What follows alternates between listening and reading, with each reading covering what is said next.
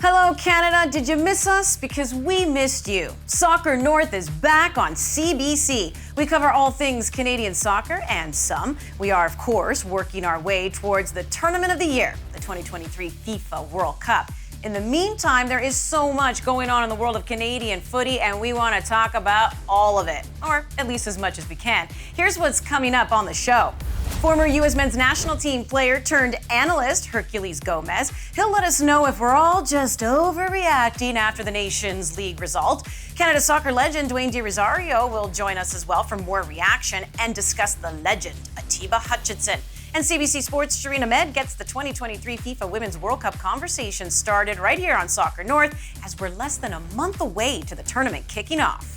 But before we get into it, let's take a look at how some of Canada's finest did this week as we get you caught up on keeping up with the Canadians. Let's get things started with a full slate of NWSL action over the weekend. It was a clash of Canadians with Jordan Atiba and Quinn getting the start for OL Reign, facing off against Sophie Schmidt and Alicia Chapman of the Houston Dash. Atiba had the crowd on their feet with the best chance of the game coming early on in the 12th minute. She had an incredible opportunity to etch her name on the score sheet. The lob over the goalkeeper just couldn't find its mark. The game ended in a nail-biting 0-0 draw. And how about our legendary Christine St. Clair? Fresh off celebrating her 40th birthday, she showcased her incredible skills by delivering a stunning goal in the 75th minute. She proved that age is just a number. That goal turned out to be the game winner. The Thorns emerged victorious with a thrilling 3-2 triumph. And Canadian Gabby Carles-Washington's Spirit rounded out the week with a 3-2 victory against the Kansas City Current. And it was the Canadian men's national team in action this week in Viva Las Vegas in the CONCACAF Nations League Final Four, needing a win against Panama to advance to the final. It was Canada who got on the board first, taking the lead in the 25th minute as Kamal Miller's through ball set up Jonathan David, who put Canada in front 1-0. Bayern superstar Alphonso Davies came on in the 62nd minute and quickly found the back of the net, garnering this reaction from his dad. That's my boy! An early Father's Day present from Davies, and with a 2-0 win over Panama, Canada would advance to the final on Sunday.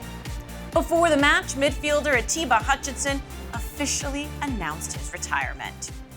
We're at a point where we're playing for a trophy tomorrow, so I feel like this is no better way to end my career. After a frantic start, it was the Americans that broke the deadlock, scoring from a corner kick, with Gio Reyna setting up Chris Richards as he leapt over Canada's defenders to head the ball past Milan Borjan. Unfortunately, it would get from bad to worse because 22 minutes later, Folarin Balogun, the new American striker, would put the Americans up 2-0 in the first half. The Canadians had their share of chances throughout the game while dominating with 64% ball possession, ultimately, though, lacking in quality in the final third as they lose to USA 2-0. The Canadians, however, will get a shot at redemption and silverware as they prepare for the Gold Cup tournament. Atiba Hutchinson unfortunately didn't feature in this match for Canada, but the impact that he has had on this team and program is undeniable. The hashtag #ThankYouAtiba was circulating on Twitter over the weekend, and we here on Soccer North echo that sentiment. Joining us on Soccer North, really great to have Herculez Gomez, former player and current broadcaster right now with ESPN's Football Americas. Thanks so much for joining the show, Herculez. Oh, thanks for having me, Andy. Appreciate it. All right, I'm going to pick your brain here. As you know, this was a big matchup, a showdown, Canada-USA, CONCACAF Nations League final. The Americans win 2-0. They're the two-time and reigning champions now of that tournament. But the expectations were high for the Canadians, given what they did in World Cup qualifying. So high, in fact, Herculez, that the media, the fans, they were not happy at all with Canada's performance. Do you think that was an overreaction or an appropriate reaction? I think it's an appropriate reaction because you can lose. And I think we're all aware that this is sports and, you've got a good chance of winning, just like you have a good chance of losing. Anything can happen, but it's the way you lose. And it's the way that John Herdman set this team up to lose that sort of brought back flashes of the World Cup in Qatar, where you had these high hopes for this great base of Canadian players and how exciting they played and how just calculated they were, ruthlessly calculated in World Cup qualifying. And that wasn't the case. It wasn't the case in the World Cup, and it wasn't the case for the U.S. men's national team. Before, in the past, we saw a John Herdman's Canadian squad that would sit back, allow the U.S. men's national team to have the ball, because they would almost dare him, okay, you think you're so good with the ball, show us how good, and we'll pick you apart in transition in space. They started pressing the U.S. men's national team a bit, and he had some questionable lineup choices. Scott Kennedy in the back for a game of this magnitude was a bold choice, and a choice I don't think paid off. A lot of questionable choices, and in just the way they played. If anything, really, I guess, exemplified this Canadian national team since its World Cup qualifying days was the fearlessness that it had, and it looked shell-shocked. It looked like a team, a shadow of its former self. And I think for fans and for a lot of neutral pundits, I would say, and Canadian pundits, that was hard to digest. It sounds like everything happened in the one final that you just didn't want it to happen in. They're playing in their first final, going for a trophy, right, for the first time in 23 years. And it sounds like you're saying not only did the tactics, Herdman got those wrong, but it also sounds like the players didn't show up. Is that what you feel? It was just that perfect storm of two things happening? Yeah, a little bit of both. I mean, Alphonso Davies is the best player in this region, in CONCACAF. And if you're the best player in this region and you say you're fully fit, well, you can't have Joe Scally putting you in his pocket, a 20-year-old defender like that, putting you in his pocket and handling like that. Now, I understand Alphonso being the best player, you want to take on that responsibility, but it seemed like the more and more he tried, because he tried more and more, the more counterproductive that was. And sometimes you just got to get out of your own head. You've got to allow your teammates to also try to help you. That wasn't the case with Alphonso. Jonathan David, I just mentioned, is the best 9 in CONCACAF. For my money, you can make an arguable case that the second best 9 in CONCACAF is Kyle Larin. Where were they? The touches that you had, Kyle Larin had a few on his left foot. He had a shot come right back to him on the right foot. He missed both of them. It was just an abysmal outing. Now, the players did not show up, but I firmly believe John Herdman didn't put these players in the position to show up. John Herdman's a coach that I've said many times is my favorite coach in CONCACAF. And since the World Cup, he's done nothing but disappoint me. He disappointed me in the way he set the players up after the Belgium game with the comments about Croatia. In the biggest of moments where the true competitors come out, with the true winning teams, those winning mentalities come out, Canada was nowhere to be seen. And that's not a Canadian side we've seen in CONCACAF. Let's talk Alphonso Davies, because he is arguably one of the best in the region. And as we know, too, you can make the argument in the world. He's played in so many different positions now, and it really started at the World Cup. We saw him even change sides and positions in that game against the Americans. Is there a concern that Herdman can't find a spot, the spot for him on the field to set him up for success? My concern isn't that John Herdman can't find a spot for him. My concern is that John Herdman doesn't have the backbone to just leave him as a left back. The reality is he's a good winger, but he's not one of the best in the world. He is one of the best in the world at his position, a left back. And credit to Alphonso for learning that position so quickly, adapting to it, embracing to it, and really taking it on the way he has. But you've made that your own. You can be one of the best players, premier players as a left back in this region. You don't need to go playing the wing position. You don't play the second striker position, the 10 position. Just play what you do day in and day out. And I think that way it allows John Herdman to get more talent on the field. But if you're just trying to accommodate Alphonso to accommodate him because you don't want to upset the best player on your team, well, you're going to have trouble on your hands. Great stuff. Loved having you on the show, Herculez. Really appreciate you taking the time. Appreciate it, Andy. Thanks for having me. So let's continue talking about Les Rouges with a man who has represented the Maple Leaf. He's done so proudly. He has scored the goals, shake and bake. Yes, you know I'm talking about Dwayne De Rosario, affectionately known as D-Ro. Appreciate you taking the time here on the show, D-Ro. CONCACAF Nations League final. We were all excited, right? First time in 23 years, the Canadian men are playing for a trophy. It ends 2-0 in favor of the Americans. What were your overall impressions of that game? Yeah, well, first, good afternoon. Thanks for having me on. Always good to see you, Andy. A little disappointed, to be honest, in many facets of the game. Give credit where credit's due. The U.S. came at us. They used their home field advantage. They used their crowd advantage, and they were relentless. I mean, I thought that was probably one of the better games I've seen the U.S. play in a long time. We just had a hard time adjusting to the game plan, and I just don't know why we continue to make all these changes all the time. a game like that, I would like to see some experience to deflate the game at start. Balogun was a handful. I mean, he was dissecting our back line with his runs. They're penetrating our midfield and creating some great scoring opportunities. And they're attacking from the left, from the middle, from the right. And we didn't really have an answer.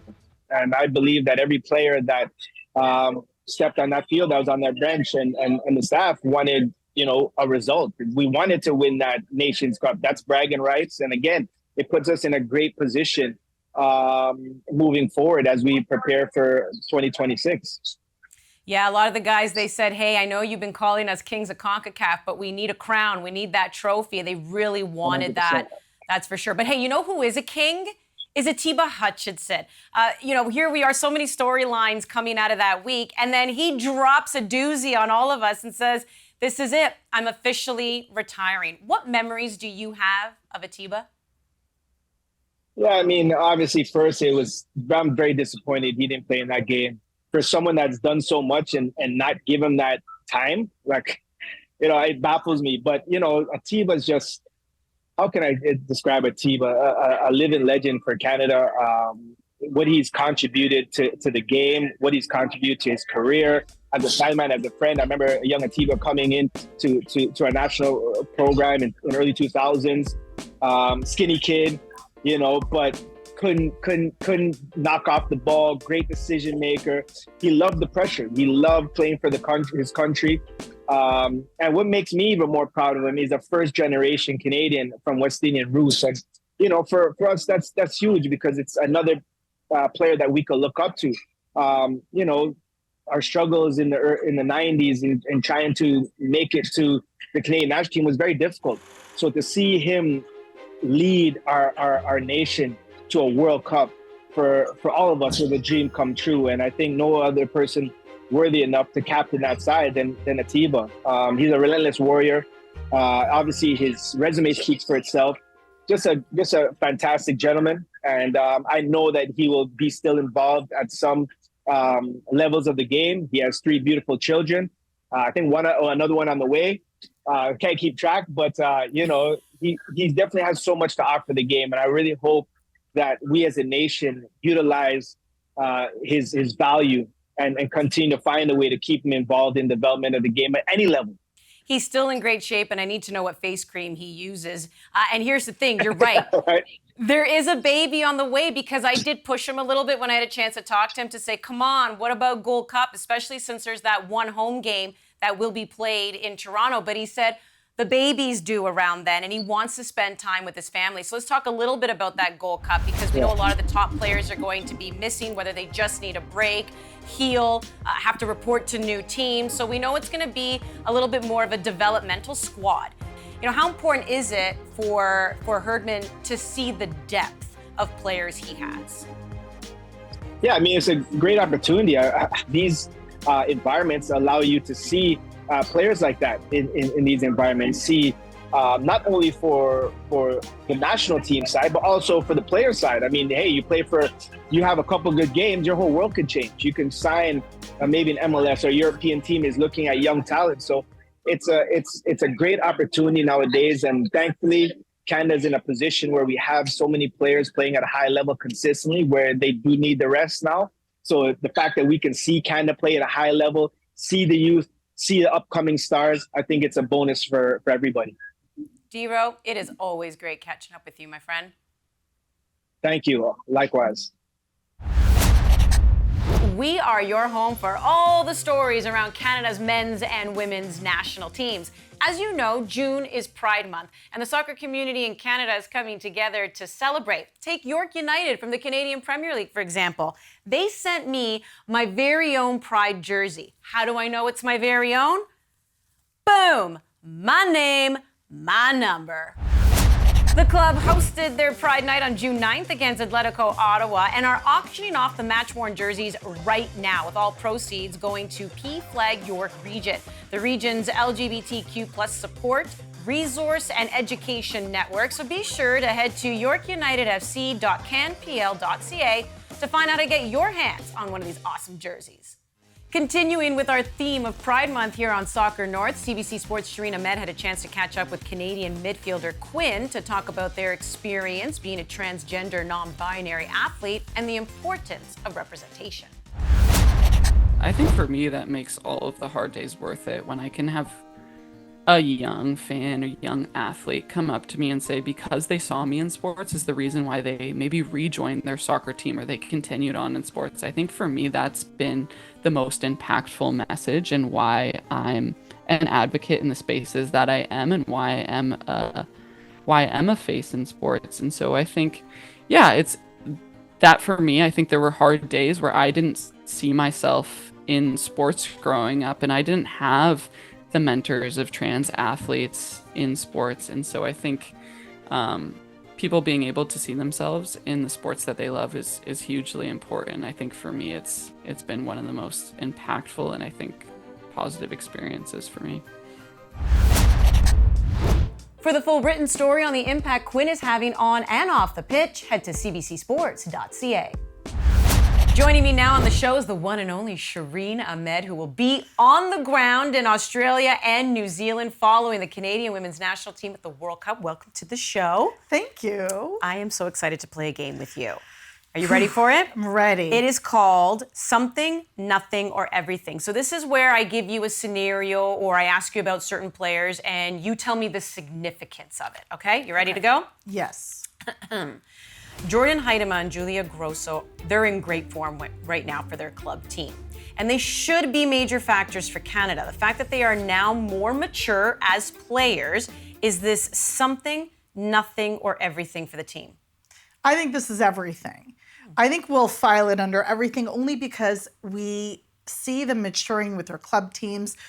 Jordan is doing fantastic at OL Reign, and Grosso is probably one of the most fundamental midfielders at Juventus. She plays on the women's side. And I think it's really important because we all know Julia Grosso had like an absolutely landmark performance in Tokyo. Yeah. So the expectation is quite high. But I think maturing, as you said, in their own game is really important. And that chemistry that they both have is also really important and something that we need, considering also the amount of injuries that Canada has had. Looking forward, they're both in good form, they're healthy, they're coming in hot. I think that's a lot. Yeah, Grosso named midfielder of the year as well. And Herdman doing what she needs to do, scoring goals. Great move to the NWSL. Canada's women's team have historically also underperformed at the World Cup, most recently losing in the round of 16 in 2019. Their best ever finish was 4th in 2003. So is this something, nothing, or everything? I would say meh, only because historically, Canada had 2 bronze medal finishes, but then that wasn't a precedent to not go forward. I don't think how Canada has finished before is be all and end all. Mm-hmm. I think it's a part of the story, but it isn't the story. How they go forward and how they will finish is the story. So I'm going to say, yeah, nothing.